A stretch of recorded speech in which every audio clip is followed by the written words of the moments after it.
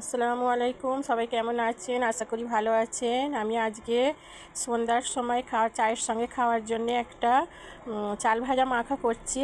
এটার কি নাম দেবো আমি এখনও ভেবে পাইনি, আপনারাই প্লিজ বলবেন। এখানে চাল ভাজা নিয়েছি, এখানে আছে কারি পাতা ভেজে নিয়েছি, পেঁয়াজ, কাঁচা লঙ্কা, রসুন, এখানে নারকেল আছে, চীনা বাদাম আছে, এটা ছোলার ডাল আছে। আমি এগুলো সব তেলে ফ্রাই করে নিয়েছি। এগুলো সব আমি এর মধ্যে দিয়ে দেবো, চাল ভাজার মধ্যে দিয়ে দেবো। এগুলো সব দিয়ে দিলাম। এবারে এখানে মশলার মধ্যে আমি একটু সামান্য লঙ্কার গুঁড়ো দেবো, যে যেমন ঝাল খান দেবেন। একটু জিরের গুঁড়ো, ভাজা জিরের গুঁড়ো দিচ্ছি।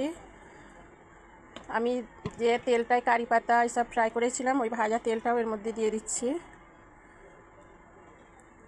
এবারে একটু কাঁচা খাঁটি সরিষার তেল দেব। এবারে এইটাকে আমি ভালো করে হাত দিয়ে মাখিয়ে নেব। চায়ের সঙ্গে এটা ভীষণ জমে যাবে।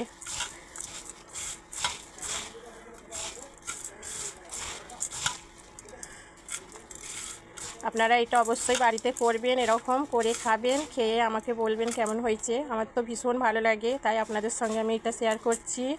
আপনারাও করবেন, করে আমাকে কমেন্ট করে জানাবেন। আমার চ্যানেলটা ভালো লাগলে প্লিজ সাবস্ক্রাইব করবেন, লাইক দেবেন, শেয়ার করবেন।